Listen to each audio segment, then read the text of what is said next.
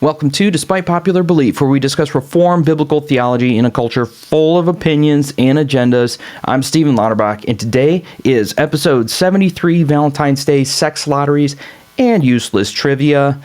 What the heck are we going to talk about? This isn't a whole lot about couples today, so don't click away, don't shut it down.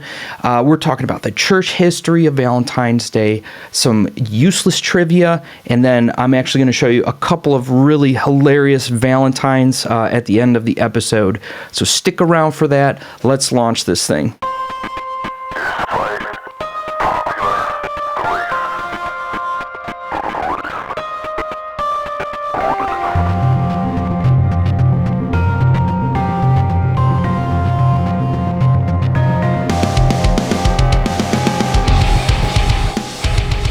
You ever launched anything? I just launched this episode and don't normally say launch, so I'm already off to a weird start.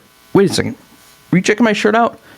Well, if you're listening on audio, you weren't, but for those of you that watch on video, you see me wearing this really awesome t-shirt. This is from J Stout Illustration, and he launched a new. I'm saying launch. What the heck? He just released a 5 solas design series, and it's all done in lightning font, very much like death metal style. I love metal. I can't do an episode without saying it, but this is Sola Scriptura. So if you look closely, now you can see it. Guys, you got to go check him out. J Stout Illustration. Very cool stuff. Tattoo style designs too. He'll do like classic tattoo designs of biblical themes. It is so cool. It's really cool stuff. Love that guy. Go check him out. Okay. Not a whole lot of housekeeping at the front end of this. I want to keep this kind of flowing fairly quickly. I told you guys I would do themed episodes looking for calendar events. Valentine's Day, hello. That's what we're doing today. And then January 6th was Epiphany. Yes, we're well past Epiphany.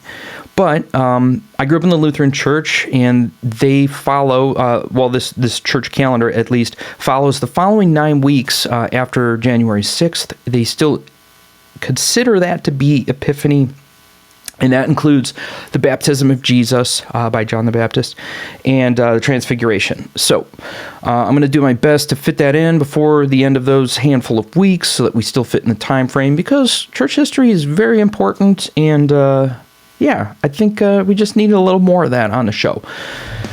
So, with that stuff out of the way, why don't we just get right into it? Let's go.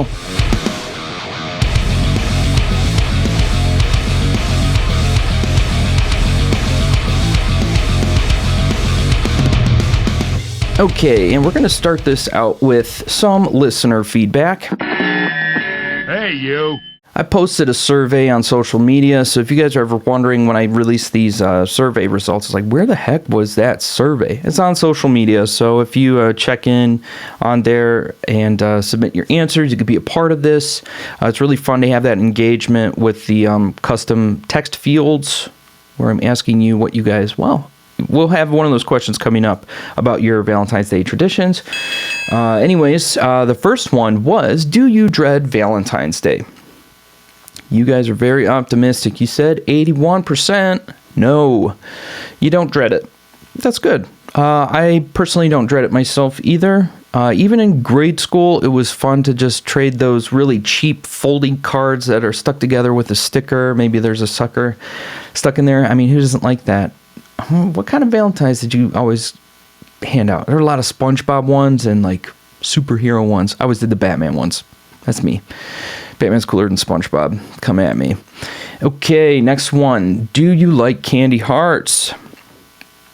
A lot of hate for this one. Totally expected this. It is such an old type of candy, and giving you a little sneak peek, I'm going to give you a little history on that. Maybe some of you guys already know that. 60% no. All right, this one was kind of fun. So I asked you guys, what traditions do you celebrate on Valentine's Day? PG rated, please. Let's take a look at some of these here. I'm going to avert my eyes here to a different screen, because I want to read some of these to you. Jesus Wept puts in, friendship is celebrated in South America on February 14th. I actually did know this. It's a cool piece of trivia. It's very interesting to see what all the different countries do on Valentine's Day. Like they say here, South America celebrates the friendship thing. There's a couple other countries that do some other really unique things. I'll mention some of that in the trivia section. We've got from Amelia, nice steak dinner. Couple others here. We got frozen French bread pizza. I'll shoot a DM to explain later. That's from Christ Life Art, another super cool account. He did tell a cool story, and this had something to do with when he was married early on, and they had low budget, whatever, so they've kept that tradition alive.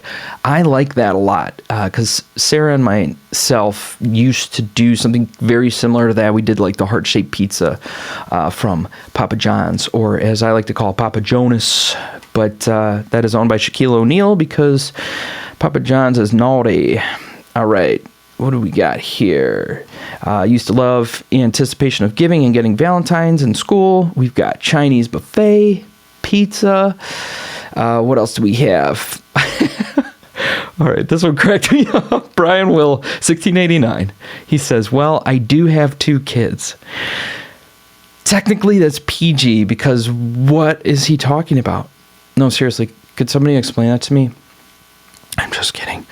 Okay. What else do we have here? Date night, quiet dinner, no particular tradition, nice dinner.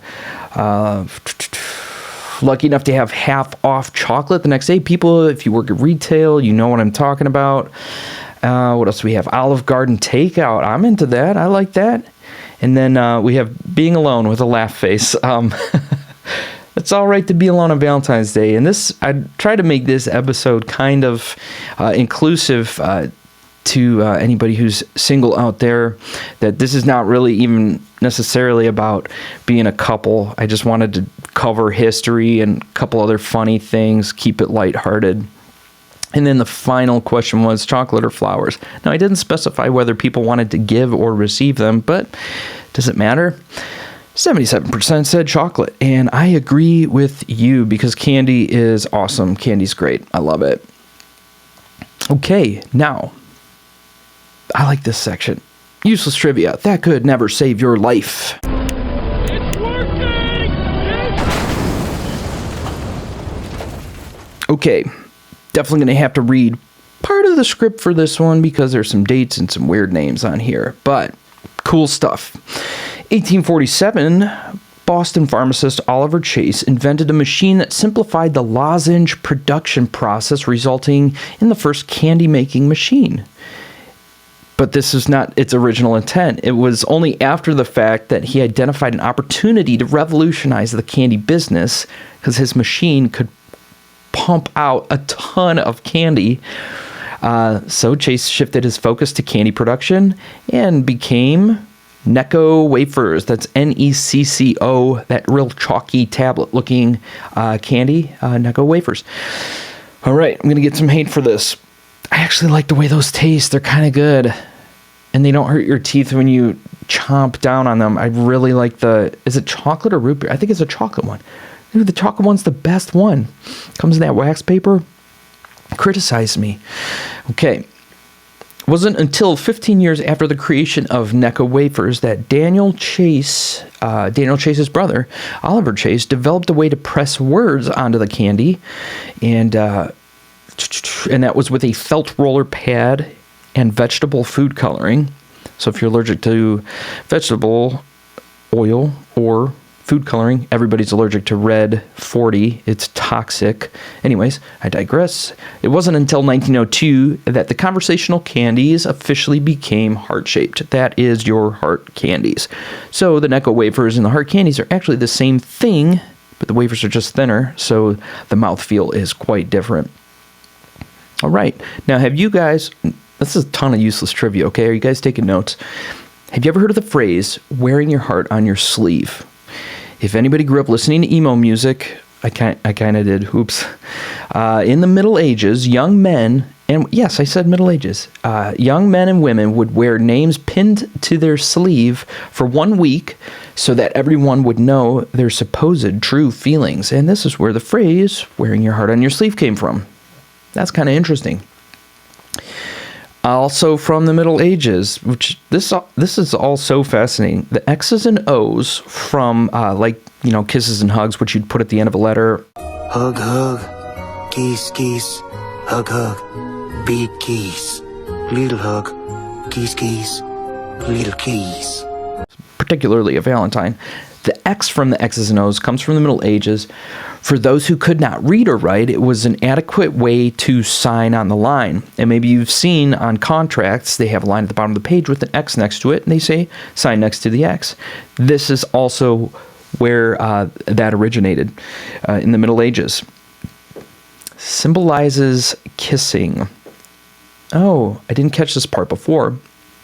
Apparently that X was also used to symbolize kissing the cross or the Bible. Maybe you've seen that in a couple of old movies. Anyways, interesting.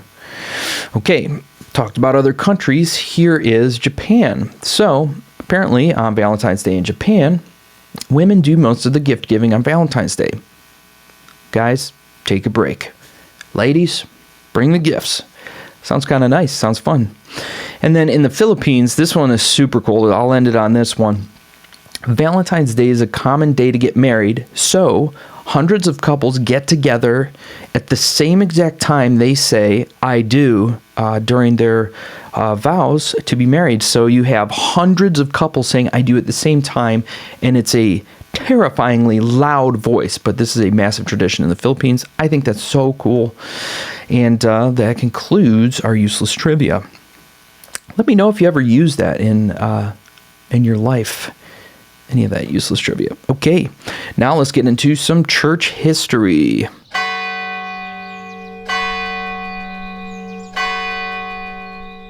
Okay, so where the heck did Valentine's Day come from?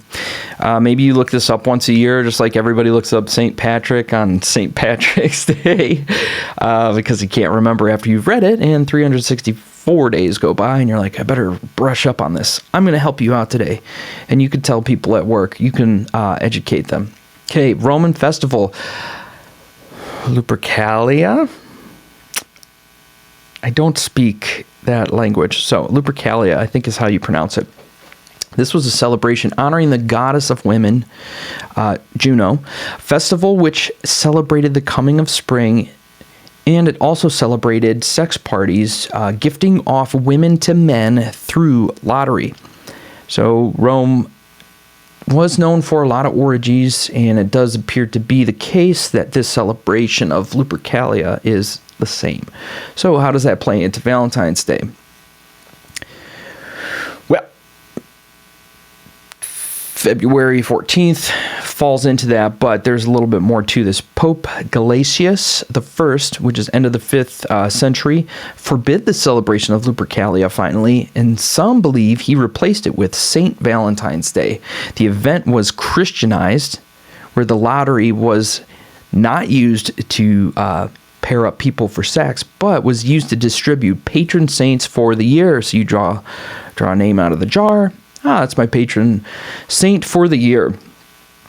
I do not subscribe to patron saints. I'll give a little disclaimer on that later, because I mean it's Reformed. What's going on with the Catholic? Okay, I'm not going there.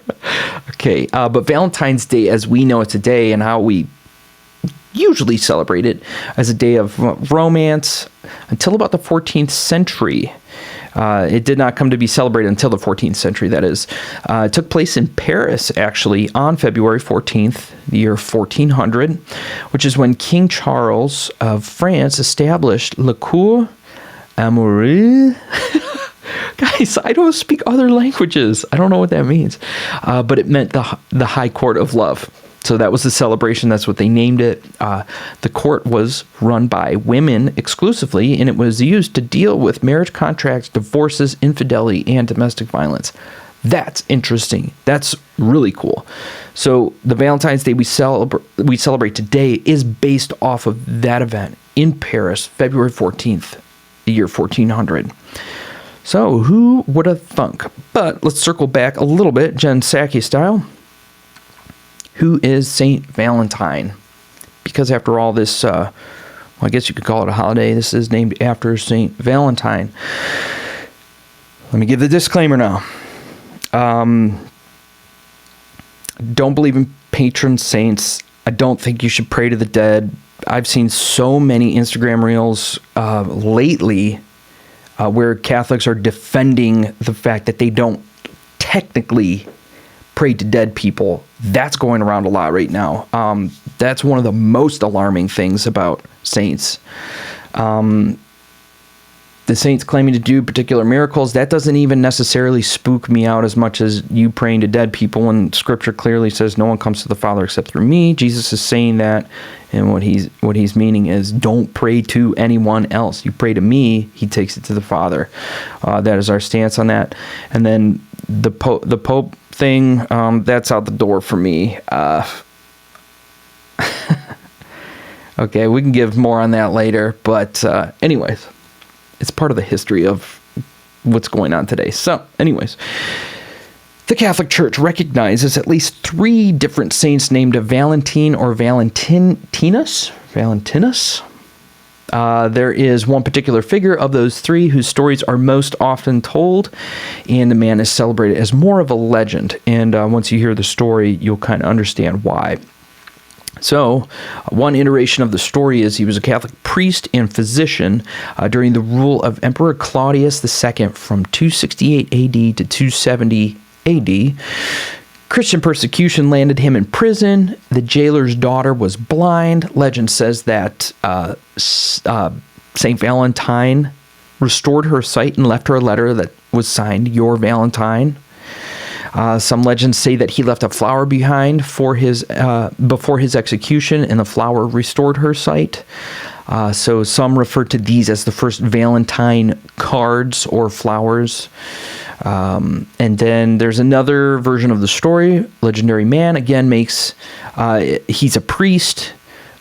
He would secretly marry people together during Emperor Claudius's reign because apparently Emperor Claudius had outlawed marriage at that time in order to have the men focus on war instead of women or wives. Hint, that doesn't work. People still get married. Apparently this Saint Valentine held those marriage ceremonies for people secretly, and he was imprisoned for it. And supposedly, people would come by his jail cell and leave him notes and flowers for believing in marriage. That is the legend. So there's some similarities, at least in the names of the people involved. Did he heal the blind? I don't know. I mean, was it the flower or was it just, the notes? I don't know. It's weird, but apparently that's what it's named after. So, the more you know. Let's do some notable content.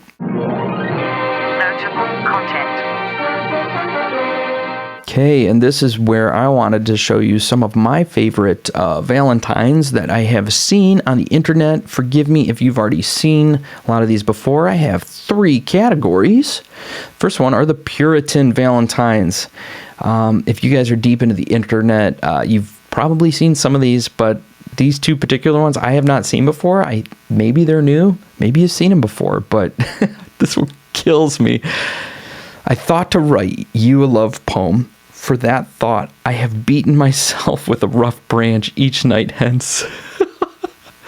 For those of you listening on audio, this is not going to do any justice because there's images that go with these, and you're missing out. Okay, the next Puritan Valentine is, you are plain, and that is best. I don't even know what this is a picture. Oh, it's a plane tool that scrapes the surface of wood. I just caught that. For some reason, I thought that was a grasshopper earlier. Wow, maybe I need glasses.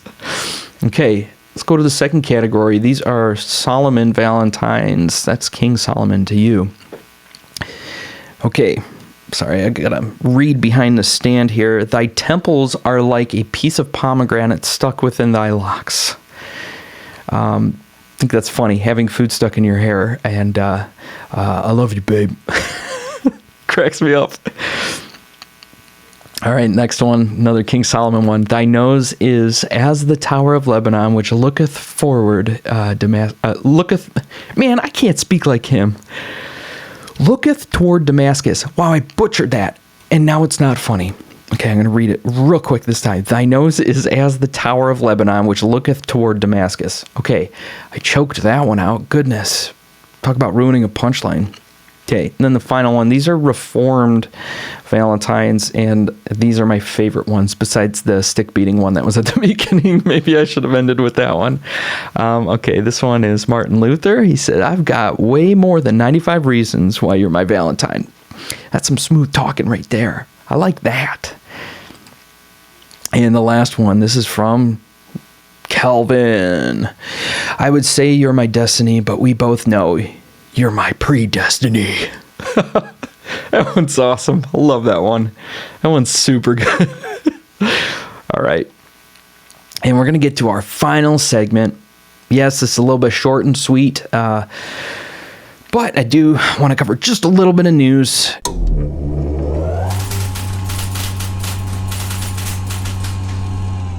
And I know this is obviously not all of the news. I can't possibly cover it all just because several weeks go by between each episode.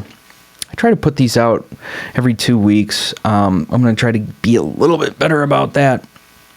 But let's start with this first one here. This came from Newsweek. This is quite disturbing. It is blood transfusion related. All right, let's switch screens here. Okay, check this out. Parents of sick child reject blood from COVID-vaccinated donors. Sounds a little hypercharged, right? All right, let's check this out.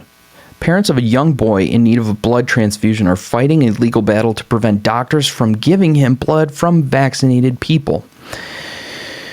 So, maybe this is something you haven't considered, but you also might be like dreading that I'm talking about vaccine and COVID-related things. I promise there's something I'm going to tie into this. There's other stuff in this article that's quite alarming.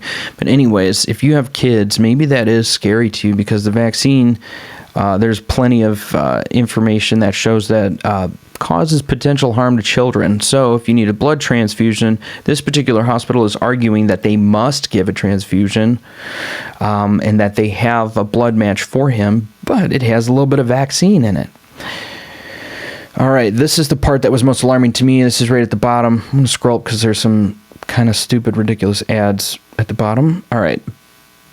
Both issues have come up before. The Catholic Church has stated that it is morally acceptable for people to receive COVID vaccine that has been developed with the use of fetal cell lines. And then they go to continue quoting Catholic bishops, stating that it's an act of charity towards other members of our community. Blah, blah, blah. What? Why is Newsweek inserting some commentary on how the Catholic Church feels about vaccines and COVID and abortion, aborted fetal cells? I covered this on a previous episode that most of those vaccines are based off of aborted fetal cells from, I believe it was the 70s and 80s. And they are using those cells in their research, and I find that quite compromising to the Christian faith. I want nothing to do with that. But I wanted to point this out to you that an article like what Newsweek is posting is going to sprinkle in some Christianese, some, maybe even some conservative, junk just to try and pull at your heartstrings. This is garbage. Don't fall for any of that stuff. And like, how sad that they have to, they can't get people to follow this stuff. So they have to say, well, the Catholic Church said it was okay. Since when did you care about Catholics? Since when did you care about Christians? Never, since never. But you know that there is a large population you want to manipulate with that. And I think that's super low. That's garbage. I don't want anything to do with that. That's junk. I do want to give just one last current event. This one is on a much, much lighter note. So try looking up current events for Valentine's Day. There's nothing Valentine's themed other than the amount of money people are spending this year or the amount of chocolate that was sold this year. I think you guys are going to like this one. Okay, check this out. This is from WDRB.com. KFC offers chicken sandwich snuggler pillow. In time for Valentine's Day, you better act fast because while supplies last. You can get a 3-foot chicken sandwich stuffed pillow plushie. Look at this thing. This is awesome. Look how big that is.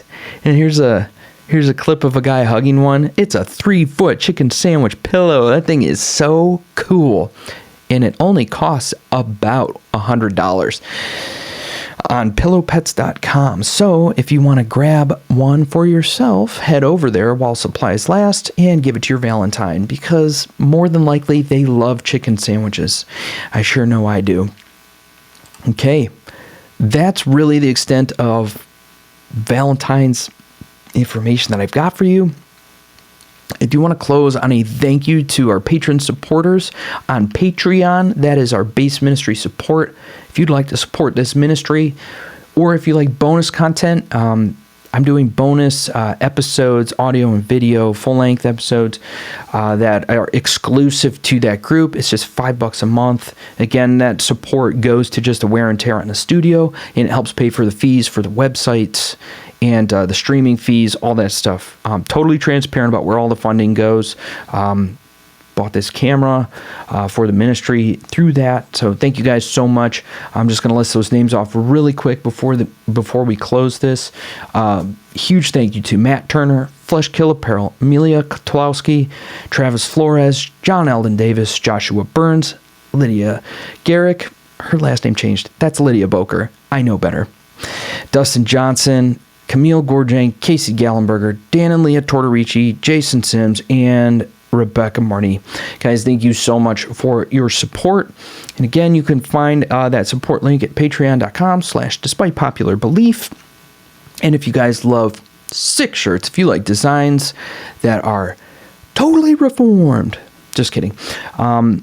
If you like theology and Christian themed shirts, I do have, despite popular belief, merch. There's some cool hats, shirts, mugs, jackets, all sorts of stuff. So you can check that out on our website, and we are a Manifold Ministries podcast, so all the show notes from today, all the links, resources that we use today, including the chicken sandwich pillow and some of these merch links and stuff, I'll put that all on there. You can find that at manifoldministries.com. That's manifoldministries.com, and you can scroll through the archive. You'll find Despite Popular Belief on there. There's a bunch of other content creators on there as well. Check them out. Hope you have a great Valentine's Day. If you're single, don't be sad. You're not alone. There's a ton of other single people out there that may feel the same way. I don't want this to sound corny. God loves you. I love you. Hopefully I can cheer you up with a little bit of this nonsense today. And for those of you that do have loved ones, I just hope you have a good, relaxing evening. And celebrate some love. I love you guys, and stand before kings.